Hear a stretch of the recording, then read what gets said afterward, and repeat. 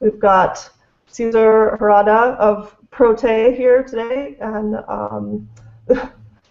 he's in, where are you? You're in Hong Kong, correct? Correct, yeah. That's awesome.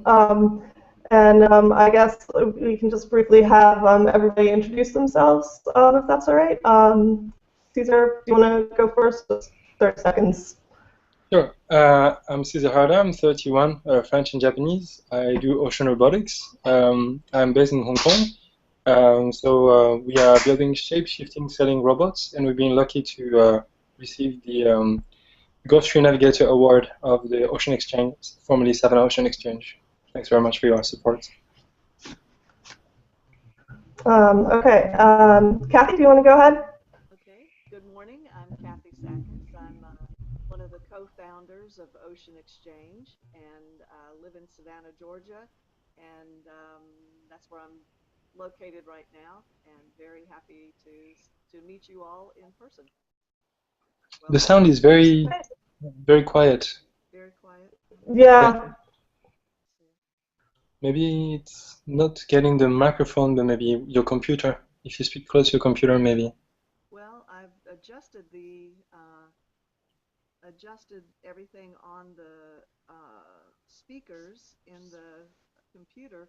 It does keep saying that my microphone is. Oh, now you're muted. Uh-oh. On mute. Now it's better. Yeah. I mean, you're okay. on mute. Okay. Well, we can still pretty much hear you, so we'll keep going if you you know. Okay. I think we're okay. So, Court, go ahead. Good morning, Court Atkinson. Currently, I'm in Miami, Florida, where it's gorgeous. I'm a co-founder of Ocean Exchange and an advocate for advancing great innovations like Protei. All right, thanks. Millie? Hello, this is Millicent Pitts. I'm currently in Philadelphia, Pennsylvania, the city of brotherly love. I am the executive director of Ocean Exchange, and looking forward to hearing your report. Okay, thanks. I think you guys, except for Cesar, all know me. I'm Alice. I do digital media work for the Ocean Exchange. Okay. So Cesar, I don't know if you have any slides to present, or if you can just give us a little bit of a sort of a structured update. What can you tell us? Sure. I can do both. So I'd like to cover several points. So how much time do I have for giving you an update? About 10 minutes. About 10 minutes. So maybe I will skip the images because I have too many points I want to go through. Okay. So the first point that I'd like, on which we have made progress. So the reason why we got the award, so that was almost 2 years ago now. So it was to develop better shape-shifting sailing robots, and so we have been doing this. We have built. We decided to settle down in Hong Kong. We built a small factory or R&D facility in the north of Hong Kong, in a place called Yuen Long, and we built about between 10 generations of Protei in this new facility. So in about a year. And after, in parallel to developing Protei, actually we have been spending a lot of our energy to develop new types of sensor. So the shape-shifting sailing robots are a very powerful new technology, but we also want to make it relevant by putting relevant new types of sensor on them, or trying to address missions which could not be addressed with manned sailing boats. And so we have been working on, in particular, on 3 sensors. The first is the underwater radioactivity sensor. So I'm half Japanese, and since the Fukushima accident, so the big earthquake in 2011, I have been going back to Fukushima every year. And the first year I was measuring radioactivity mostly on the land. The second year I've been measuring radioactivity underwater. So we built the first civilian underwater Geiger counter with a group called SafeCast, and we started to drag the Geiger counter with one of our sailing robots around the nuclear power plant. And this last October of 2014, we've returned for the third time in Fukushima. This time we've sampled 33 locations around the nuclear power plant. And our samples have been analyzed by the CNRS, which is the best institution in France for sedimentology and environmental radioactivity. And the paper has been submitted now to Nature.com. So hopefully will contribute to understand the interaction between the radioactivity on land and how it goes into the ocean. We are preparing a fourth mission with a group of sailors. And so we developed a new type of sensor, which is a sediment sampler. So they can be dragged by a small sailing robot or a conventional boat that allows us to sample just the very, very surface sediment. So instead of using an Ekman grab or a core sampler, we've developed a very lightweight sensor that can be dragged behind a Protei in the future. So that's the first sensor that we've been working on. The second is an optical plastic sensor. So, so you may know that there is millions of tons of plastic out in the ocean, and the recent findings in science showed that actually 99% of the plastic that we thought could be found in the gyres is actually possibly there, too small to be found, or at the bottom of the ocean, or somewhere in the food chain. And so these are very, very concerning. So there was a paper by Kozar that was saying that essentially we expected that, so every year we produce 300 million tons of plastic. We've been producing plastic since the 50s. We've been measuring plastic in the ocean since 1971. So we expected tens or hundreds of millions of tons of plastic to be there. The low estimate is 8,000 tons, if I'm correct, and the high estimate is 35 million tons. So much, much less than what we expected. And so what we've developed is a prototype. Instead of collecting stuff, instead of having a net and collecting plastic bits, the idea is that we will have an optical pipe, optical tunnel, in which the water will flow, and we will capture an image of the plastic that's flowing through the tunnel. And we'll be counting the plastic bits instead of actually taking them physically. So that would allow us to have a much more granularity, a much more precise data, constant flow of data, and it wouldn't take months to process the plastic samples. So this prototype has been done in collaboration with the Chinese University of Hong Kong and the Hong Kong Harbour School. And so that's still at an early stage. However, it was interesting enough that the ocean cleanup, that I'm sure you know of, Boyan Slat, have contacted us and want to work with us to push this further. We've been in discussion with them for a couple of months. And before we go further, we've managed to convince them and make them sign an agreement to go open source. So we've got an agreement with the Ocean Cleanup Group, and whatever research that we'll be doing together, that would be open source. So they're using the CERN Open Hardware License for the hardware, the Creative Commons for the documentation, and like a semi-public, like a semi-public domain for the data that we collect. So that's a huge step for us, not only on the scientific and experimental side, but also on the legal front, because they have a really big group of researchers working on this. The third type of sensor that I've been prototyping working on is a spectrometer and a fluorospectrometer. In the same way as we're collecting plastic with nets, a lot of the chemistry of the ocean is done by taking water samples, and it's a very good way. However, a lot of that science could be performed with a spectrometer. So we are using a spectrometer and a fluorospectrometer. The idea is to have an open channel, so basically, again, a similar system, an open tube in which the flow will pass through, and we analyze the spectrum or the fluorospectrum to identify if there is presence of oil, for example, contamination, or other toxics or chemicals. So these are the three sensors that we've been working additionally to Protei and making 10 versions of the boat. So we've been fairly busy. And but this research has been, I would say, quite superficial. So we've built new types of sensor that we know could be used on a larger scale, and they make Protei more relevant. So it's a new type of sensor that are really exciting, and they are worth pursuing. And so we will now, instead of going wider and multiplying number of experience, what we'll do now is that we will go deeper in each of these avenues. Sorry. Well, I have a couple of questions and comments. Are you at a stopping point at this stage? I could. Yeah, the next point is about investment that we received and building capacity to build bigger boats, because now we have received more investment to be larger boats to perform more research. Well, about the sensors. So in 2013, Spyglass was a finalist. I don't know if you know them or are familiar with them. They're in South Florida. And they use spectrometry to do this kind of sensor. And if you are not connected with them, we should take that as an action item to introduce you. That'd be great. What we're trying to do is to work from a citizen science kind of energy, or like a group of people that, and we have limitation, but that in the way that we work more. I mean, you know, the way we work in open source, so sometimes it's great, but being able to talk to specialists who have done this for years would be very, very useful for us. Yeah, in any event, you should probably talk to each other.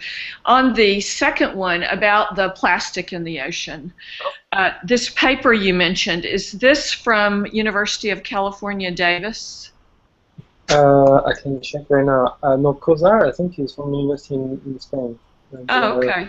So we've read about work that's been done at University of California, Davis about this very, very small plastic in the ocean, mainly from textiles. Oh, yes. I know the one you mentioned. Yes. Yeah. It's a very good one. And we're, you know, also quite interested in this. So we look for any referrals from you back to us for other things that should be registered in this area. Right. So if you can think about that, not necessarily on the Hangout today, but for another email, perhaps. That's very, very interesting. So the difficulty of such instrument typically is calibration. And so depending on the scale of the object that you're looking, if you're looking at a big piece of plastic or microfibers, you need pretty much different instruments. It's impossible to make one instrument that's going to look at everything. And to be honest, I have looked more at bigger than 1 millimeter type of waste, and not so much the microfiber. So I would be very interested if you, yeah, I will definitely look into this direction. The bigger the waste, the easier it is. So that's what we start by. Yes. Yeah. Okay, that's all I have right now. Anybody else have a comment or question before he goes into investment? Yes, I do. I'm good. The Fukushima subject is a very, very sensitive research area, and it's been tremendously difficult to work in Japan with the political pressure and the tension from the fishing community that don't necessarily want to support independent research to be done in the area, but it's a worthwhile pursuit, and so we will continue working on the three topics. I think they are extremely valuable, and we create more value as well for Protei, for the sending robots. We create a case for that. I have a question. Can you hear me? Oh, Kathy, you are talking. Yeah. Okay. What I gathered, I can't hear very well, but what I gathered was that that you're counting. You're making this funnel, and through the funnel goes all of this plastic, and so you're counting the actual to get a sense of how much is actually out there, because the numbers are separate. There's a really wide gap between the numbers. So I got that part, but is there any effort to remove the plastic at this point? Right. So you're asking if we're making any effort to remove the plastic. So that's a very good question. So so there's been a study of feasibility of how we could remove the plastic from the ocean by the Ocean Cleanup group. They published this 500-page report in feasibility study. And what comes out of it for me is mostly that they state as an introduction that plastic in the ocean will start to be removed if it's economically viable to do this. So if the impact of plastic on, say, human health or the ocean health is so bad that it justifies deploying large dispositives to collect the plastic. If we want to collect the plastic at a large industrial and economically viable scale, we need to do three things. The first is to locate, qualify, and quantify. So we need to know where it is, what it is, and in what quantity, in order to know how much money can be extracted or how we could lessen the impact and reduce the economic and environmental impact. And so the data about the plastic is highly dynamic. So the ocean currents are very complex things, and so we need to be able to dynamically understand where the plastic is floating and what kind of plastic is floating where, and which has more industrial value or the worst environmental impact. And so what we are proposing is to add just the data component to it, and we see our sailing robots less as a tool to collect plastic right now than a means to collect information to help others to collect plastic. Okay, thank you. That's great. Yeah. We dream that sometime our boats are big enough and powerful enough to collect the plastic. But as of today, I think what the ocean cleanup is proposing is more efficient than what we're proposing. So we're focusing on the collection plan. And of course, you know that Boyan, they were there as finalists last year, so we know them well, and we're very pleased that you're collaborating together. Yes. We are a very great network of engineers in the Netherlands, so we are very excited to work with them. Just from my experience offshore, we were asked 2 years ago to do plankton tows out at Gray's Reef, which is 20 miles offshore of Georgia. We weren't looking for plastic. What we were looking for is evidence of the oil from the Horizon explosion. And we didn't find oil, but what we found were the most amazingly tiny little plastic that was in the water column, and it seemed to be throughout the water column. You couldn't see it, but when you collected it with a really fine micron Newton tow, you could see it. It was unbelievable. Mm-hmm. Yeah, I think this area of research is still going to be full of surprise. I think the work of Boyan have received a lot of deserved criticism, but I think it's got a sort of popular support, as well as people from like myself who believe that the subject is too important, and he's also raising awareness and bringing lots of media attention to the subject.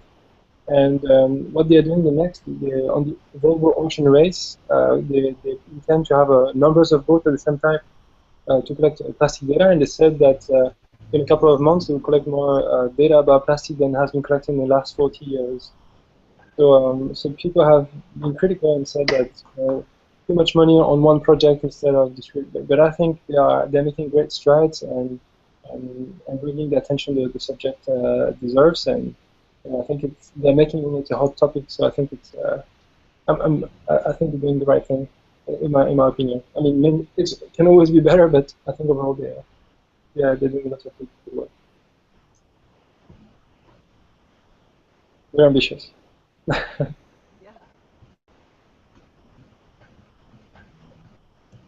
Any more questions, or shall I proceed for the next items? Go ahead. I think we're good. Okay. So the next item is about investment. So we've been really working really hard to make all these generations of boats, and we've also developed a new derivative technology that we call the wind train.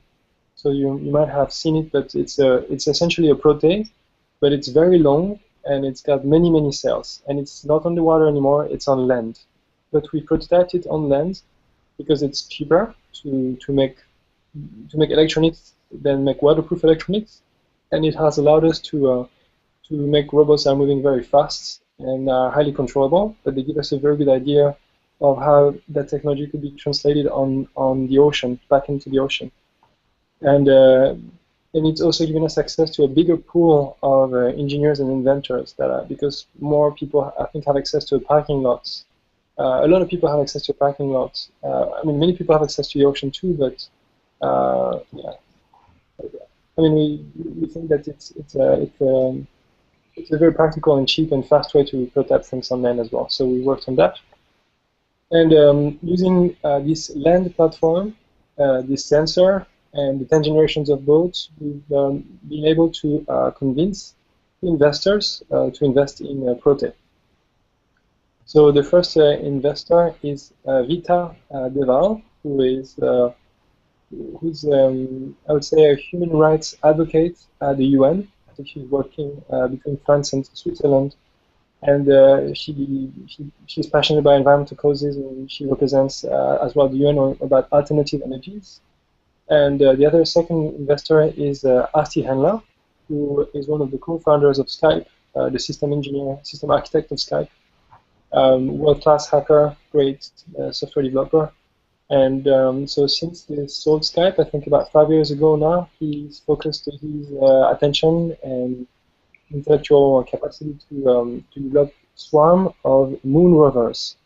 So when he was sending robots on the moon, right now the politics have been to make one expensive robot, and his politics has been to develop swarms, so many smaller, cheaper robots that are agile. Because the goal when you go on the moon is not to have one cool car there, but to get lots of data. And so he's been competing at the NASA Sentinel Challenge, and I think they are very good in the competition. And so we are very excited about Swarm of sailing robots because that's a similar pursuit. Instead of having one big ocean vessel that's a couple of millions, the idea is to have many smaller robots swarming around and collecting data. It's very attractive to him, not only for the knowledge that you could extract from it, because a lot of that space knowledge or ocean knowledge is transferable, but also because he's also very passionate about the environment. So, and he's on the Baltic Sea, which is very polluted, where a lot of sailing robots could make a difference. So they've invested enough that we could start and build. So with investment came the promise of building better sailing robots, but most notably two large robots, two large boats. The first is a two-passenger shape-shifting boat. So not an automated, but a boat that is big enough to have two passengers on board with a shape-shifting hull. The goal being trying to see how the technology could scale. So the shape-shifting hull in our observation brings better steering capability and more stability and better energy efficiency and better absorption of waves impacts and many new properties for boat structure. And so we want to see how it looks like or how well it performs if we make it big enough for people, human beings, to get on board of it. How quickly can they go? How maneuverable it truly is? Is it really capable of dragging the payload that we wanted to? So we expect that this two-person sailing boat will be about 8 meters long, and we are aiming to build it by the end of the year. So you should see a very large Protei sailing around Hong Kong before the end of year 2015. So that's the goal of this year.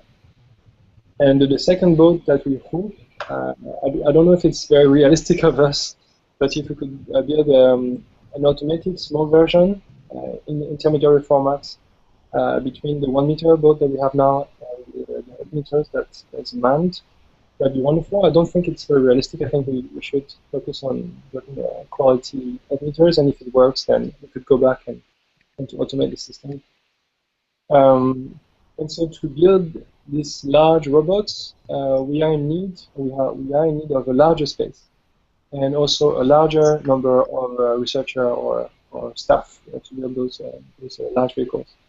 And for this reason, we have decided to use a lot of our energy to expand into a larger facility that will not only be big enough for making bigger boats, but also they would act as a magnet for talents.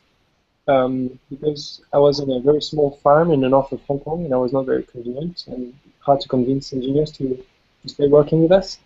But now we are opening the Pearl River Delta largest makerspace.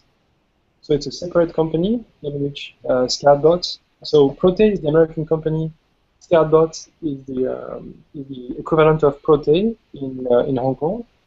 And the MakerBay is the new company that we've just started for the space. So now we have 3 companies. So one in the US, Protei, that's owned 100% by Scoutbot, the Hong Kong company. And the Hong Kong company is hosted physically by MakerBay. And so we have now a 6,500 square feet workshop. It's the largest private, one of the largest privately owned R&D facilities in the region. So we're very excited to build that space and build larger boats. And it's just by the water. And the goal of that center is to host the development of better sailing robots, bigger ship-shifting boats, and also, so it's going to be the first makerspace that's focused on social and environmental impacts. And so we will have a lot of citizen science, and we will support the free sensor development that I mentioned before, amongst other programs.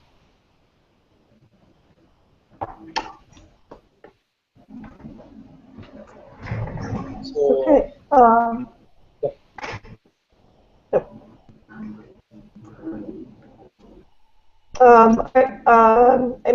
Anyone have any questions, comments so far? Nope. Fabulous.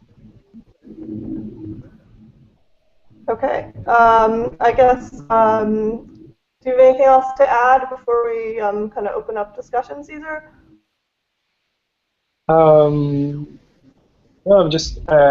I'm just really grateful for the support we've received from you in year 2013. It has allowed us to originally we were in London. We moved to San Francisco at the time, and it has allowed us to develop many more prototypes and reach that gap. And thanks to that support, we've also been able to get on board of the Unreasonable at Sea incubator program. So we've been able to sail around the world and test our boats all around the world before we decide to settle in Hong Kong. So the $100,000 of grants that we won went a very long way. We didn't spend it over 1 year. We actually took 2.5 years to spend this grant. And we've transformed this into a large facility and about 20 generations of boats. So yeah, it was we did a lot we did lots of work with thanks to your support, and we're very, very grateful. Awesome. Okay.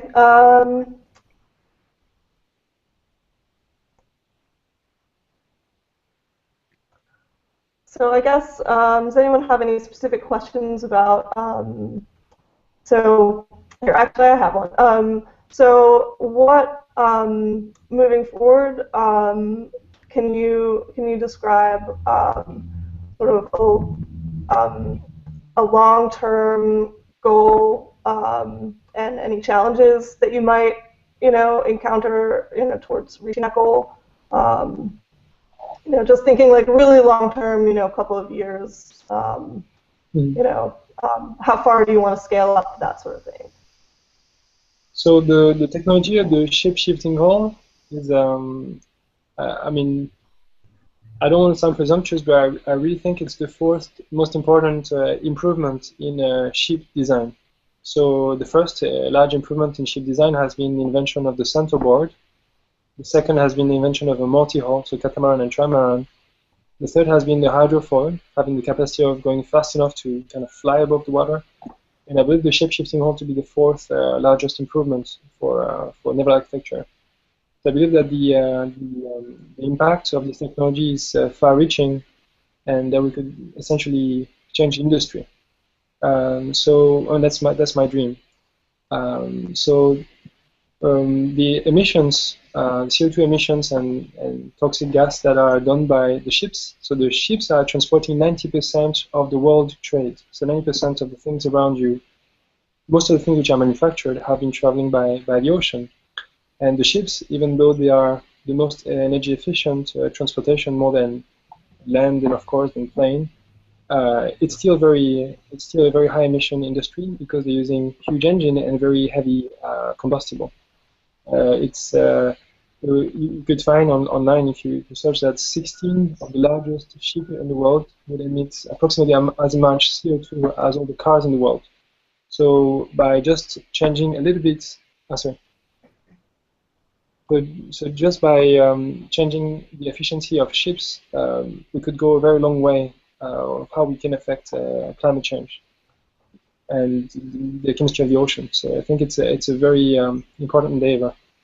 So the long-term vision of the shape-shifting hole Protei scale bots is to change this industry to become more efficient and more green. And right now we're really focused on collecting ocean data, so transporting sensors and establishing communication instruments. But the next thing is to transport cargo, and the next thing is to transport people. And if we can do that efficiently and safely, it could really be either a new industry of its own or improve the overall industry. So that's the very, very long-term vision. What could come as a challenge in the way?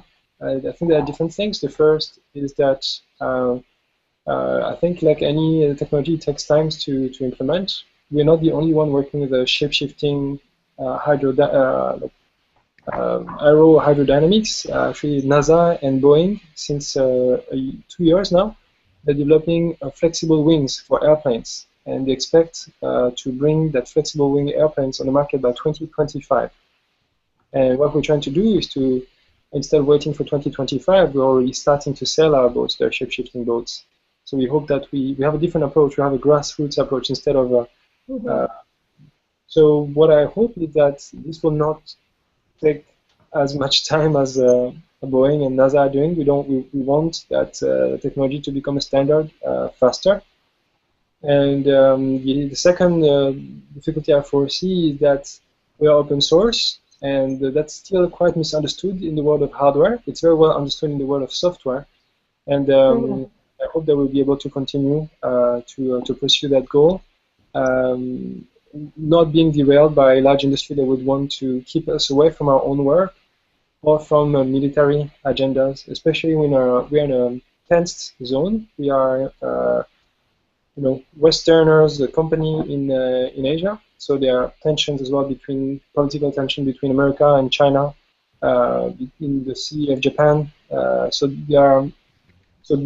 what we're doing are ocean drones, and they can be perceived as a military asset. So we have to be extremely careful how we manage our company and intellectual property and where the technology goes. So that could be a dangerous area to work in. And I think the last big challenge is losing humans' life at sea. Seafaring is still a very dangerous activity, and while we perform our tests, it's always a risk that we have an accident, and we're still very small, and losing somebody of our team it's always a concern in our everyday operation when we're testing our boats and things. I have a follow-on question. Yes. So I see you having two parallel paths. You're doing all your research, which is fabulous, and I'm so happy to hear about it. But there is this other path to get the Protei out there so that researchers and others get used to it. You mentioned grassroots, so that they become familiar, comfortable, understand its use and benefits. So can you tell us what's going on? Give us an update about the actual sales of them into universities or research or wherever they're going. So that's a very, very right question. So we've sold very few units, under 10, I think about 4 or 5. And the boats that we're selling for good, they either go for science museums or they go for, they've been sold as art piece. In fact, the last one has been sold as an artwork. And the other half of the set that we have are going for universities. So we've got one in a French university, and we've got one in a Japanese university, and we had researcher in the Netherlands as well working on this, but on their own, on a unit they made themselves. And right now, the sales haven't been driving we haven't been driving our sales very aggressively. Also because the cost of manufacturing is quite high, and so the price at which we can sell it is not so high right now. So the margin is very small. So it's not very attractive for us right now to sell many units. However, it's what we really should do to combine making money from selling boats and increasing the research capacity and distributing this technology into the community. That's what we want to do. And so, so there's really two paths. One path is to sell bigger boats like what we're doing now. So we're making bigger boats, and we are more in a research mode and proving that a shape-shifting hull is superior in different properties compared to a regular hull. And that's more on the research trend, but that doesn't make very much money, and we keep accumulating risk in the sense that we're not financially sustainable. We have to rely on like a few big orders. The other direction that we could go is to sell many smaller boats and going more industrial and allowing more smaller organisms to buy our boats and research independently on it. And so so right now until the end of the year, we are pretty much fully scheduled on building one or two bigger boats. But my wish is that if we can have access to a bit more funds, that we also can manufacture smaller boats powered by Android phone, because it's a very popular platform and many people are very eager to develop sailing robots with an Android phone on board. So we don't have the bandwidth to do that unless we manage to win a couple of competitions that we are lined up for, that I hope will be successful. So yes. Well, what I agree with your hypothesis that you need to distribute the boats in the technology out in order to execute your longer-term vision, yes. Right? So I'm on board with that. What I would like you to think about are ways that we can help you, whether it's the bigger boat strategy or the smaller boat strategy. I'm not sure that we have a point of view on that. We don't know enough about it, but we want to help you do that because I do think it's fundamental to see the longer-term vision become reality. So that's something to think about, and we can talk about that later. I mean, for me, the answer is very straightforward. Now we've got a space that's big enough, and we have the investment to build one bigger boat. I would have enough space and bandwidth, intellectual bandwidth, to support the development of at the same time the bigger boat, on which we've promised that we deliver. But if we had more headcount, essentially, I think it would be possible to. I'm pretty confident we could put into more industrial production the smaller boats using the local, very powerful toy manufacturing lines. So it's sad to say that we could be producing more garbage toys for a couple of months, a couple of years before our boats become a real ocean science asset. But I think it's following the same progression as the quad rotors. The helicopters with 4 propellers. They were invented in 1927, and they became toys in the late 80s thanks to the progress of battery and radio and microprocessors. So they became much cheaper, and now we can use them, for making surveys and ocean science and counting birds and so many things. And I feel that we could do the same in a couple of years, but we would go through a period during which our shape-shifting boats will be very much toys and disposable. That breaks my heart, but it might be a necessary transition for us to build the quantity, like you said, to make the technology more broadly understood. So you need some relatively short-term funding for headcount to do this more commercial manufacturing. Correct. Is that yes? Yeah. Okay. Thank you. And in Hong Kong, it's very possible because everything, all the manufacturing is there, electronics and everything is there. Okay. Thank you. Well, thank you.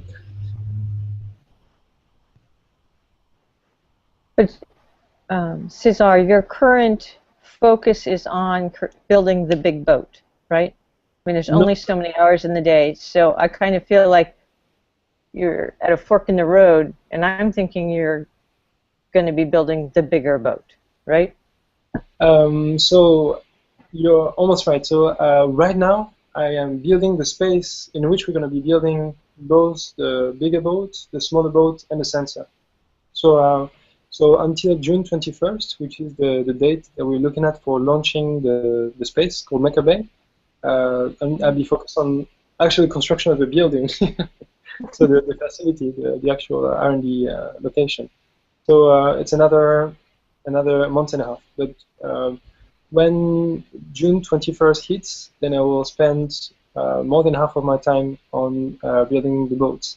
And you're right, we have made a promise that we have build bigger boats, but if we had more headcounts, then we could also manufacture the smaller boats. So we made the promise, but that we can carry with the current headcount. But if we had more people, we could do more. And like Millicent was saying, that would be more conducive to our long-term vision. Okay.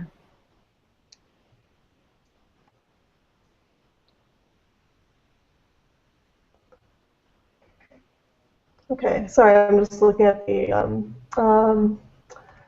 Have you? Can you tell us a little bit about your connections with? I know you said you talk a lot about how your system is based on open source science and engineering, basically. Can you talk a little bit about how that's connected to the education sphere? Like, have you collaborated with some universities, if I recall? So the open hardware. I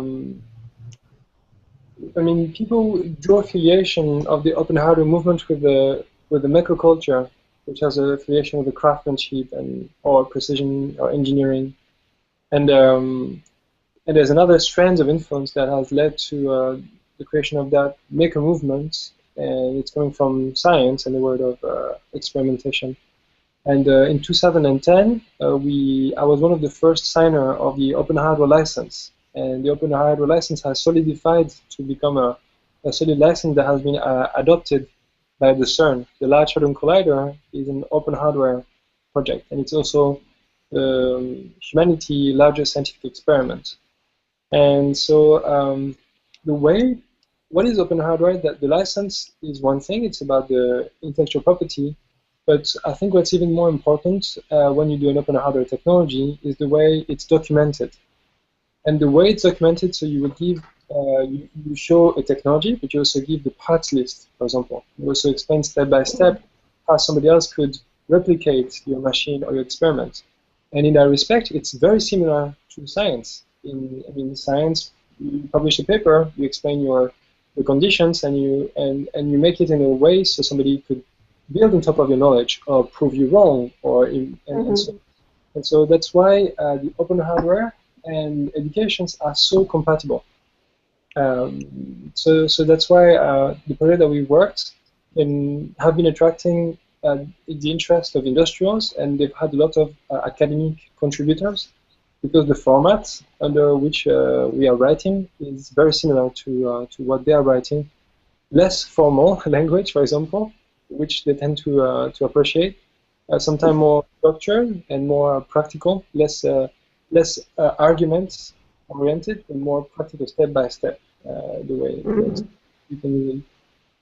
So, for example, for what has been one of the biggest difficulty for us is that, yes, we spend a lot of time developing robots, but actually the documentation takes about half of the time, in fact.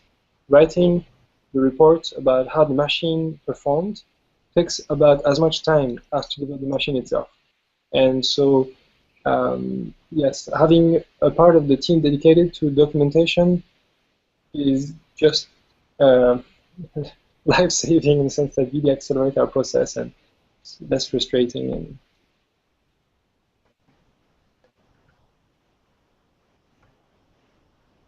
It sounds like you you definitely see that there is a potential like conflict of interest between the open source idea of basically saying this is how we built a robot, and industrial/military side where maybe that's not in the best interest of their scenario to have everybody know.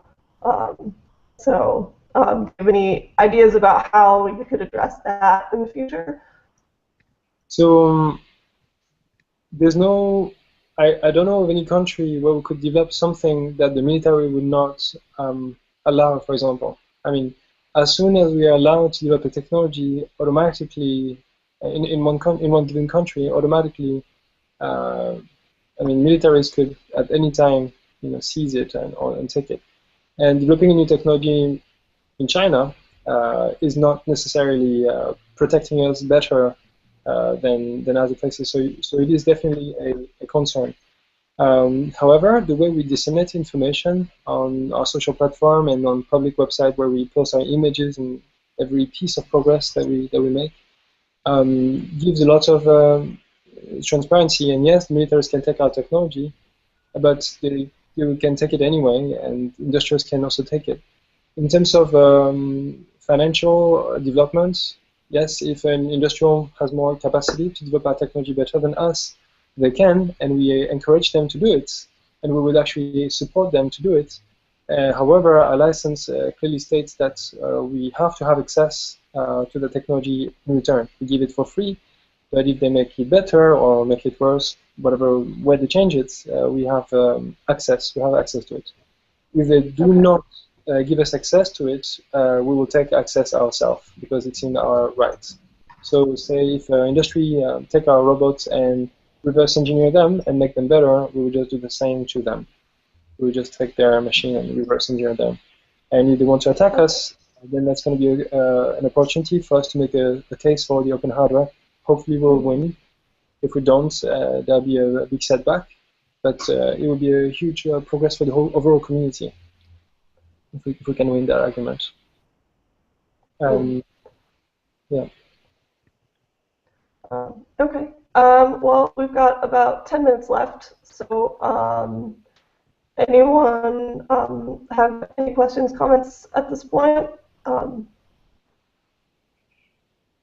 Nope. Okay. All right. So as far as concrete next steps that we can do to help Protei, we're going to introduce you to Spyglass, and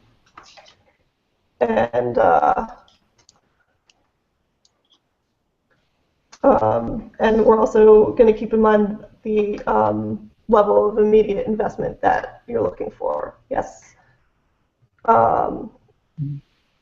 Anyone else have any other direct, actions that they think they can take at this point? Connections?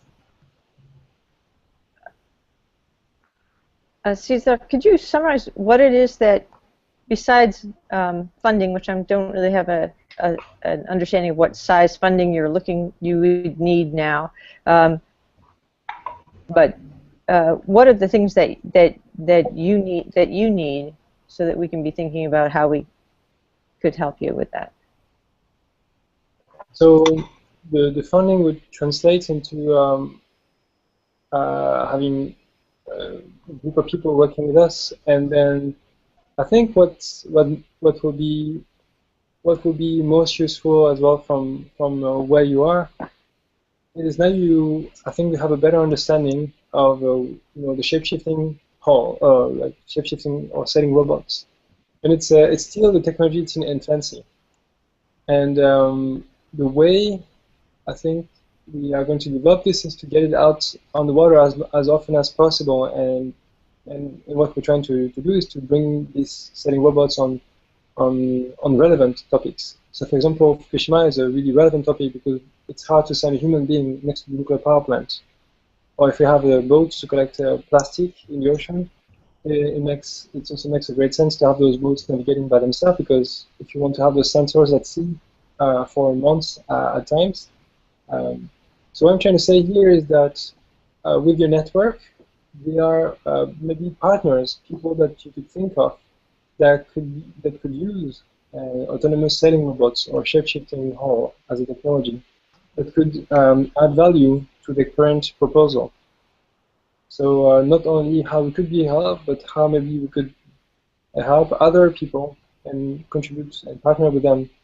So for example, I'm hearing that the island of Palau have had a lot of, or maybe I take another example, maybe easier for us. So for example, there's a lot of threats of dredging and mining on the Australian Great Coral Reef.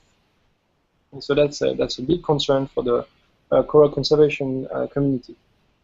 Mapping coral reef is very time consuming if you do it with one boat, for example. And if you have sailing robots to do that, to perform this kind of constant survey, that's the kind of application that an autonomous sailing robot can add a lot of value.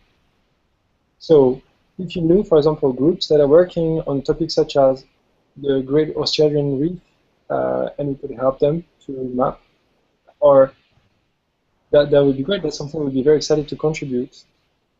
Now, the problem is that our technology is in infancy, so we cannot guarantee the results right now, because if we send a sailing robot but it's not performing 100%, we don't want to become a burden for the research group. So what we're trying to do now is maybe to take missions which are more local, for example in Hong Kong, map the coral reef around Hong Kong, or these kind of topics in which we can contribute.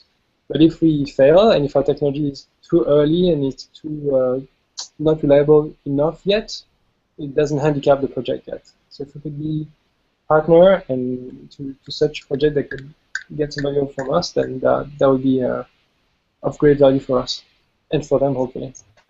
So would you not want people to be building shape-shifting boats in different locations? Oh no, I do. As well? Okay, Absolutely. that's what I thought you did. Okay, so, all right. So you're looking for people to give you ideas about how it could be used, and also to join your open source network, begin building them and testing them as well, right? Right, that's correct. So that's my desire, and I'm wanting to expand in this direction, but I'm also trying to be responsible. So I want to draw the parallel. So when the people invented airplanes, they're very excited that other people build airplanes, but they are very worried that other people die when the airplane crash. And when in this situation, we have this shape-shifting technology, and it's very, very exciting. But at the same time, it's in its infancy, and so it's not reliable yet. It's like the first airplanes. So although we are excited and we can see it could bring a lot of value, we need to have a very clear disclaimer that it may not work as expected because this is new. So that's yeah. So that's a double edge. Okay, the risk. Okay. Yeah. So we would love to work with people who are like risk-taking and working on this type of subject that we could improve, but not become a handicap for them if our technology didn't work. Well, coming back then to these smaller boats, and again, I'm not convinced whether that's the best strategy or not, but I do see the value of having many of them out there so that you understand then the reliability, and the reliability gets improved, and people aren't taking such big risks, of course. Yeah. So if you have a business case that supports this additional capital to make more of these smaller boats, and it gets the technology distributed out and gets all the bugs worked out so that the larger entities then would be more comfortable taking the risk. I would like to see that, and my recommendation would be to you, of course, to develop that business case if you don't have it in writing. You are very right. It's less risk and reaching to more brains, and that's what we really need more than capital, is reaching more people. Yes. but I think you have to have the case in writing to justify the money for the people. So, and if we can help you, if there's someone, we can look in our network for a mentor to help you with that in any way. You know, we're about to run out of time here, but I get it about the push and the pull of the risk management. So, thank you. Well, thank you very much for your time. Actually, I think you as well helped me clarify. Sometimes I'm too much in it, and having your fresh perspective is really helpful. Okay. Yeah, we're 2 minutes from the end of our time. So, closing thoughts, anybody? Cesar?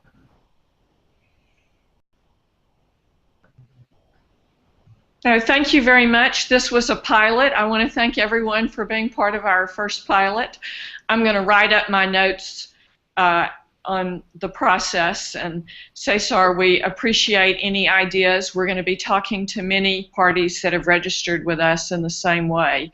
We want it to be valuable for you. We want it to be valuable for our board members.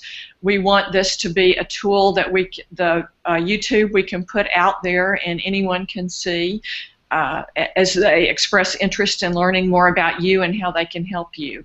So any comments as to how to make this process better are very welcome, and you can address them to Alice or me. Great. I will send you notes, so all the experiments and progress that I mentioned, I will make a small document to recap them, so they are very visual, so you will see Fukushima, you will see plastic bits, you will see machine sampler. So I'll make a very short report, a series of links on each of the points I mentioned, so it's more tangible. And perhaps what I can do is to just draw a timeline of the two forking. But like Court said, we are at the crossroads of two different directions, and I believe that they should be simultaneously conducted. So thanks for clarifying that. Yeah, we need to have two strategies, simultaneous strategies, and I'll try to draft it out. Great, thank you. Okay, great. Well, thank you everybody for being here for the pilot. Yeah, this is our first event, so yeah, we're looking forward to more. And yeah, thank you guys, and yeah, hopefully be in touch. All right, take care. Good talking to you, Cesar. Okay, thanks. Bye-bye. Bye-bye. Bye.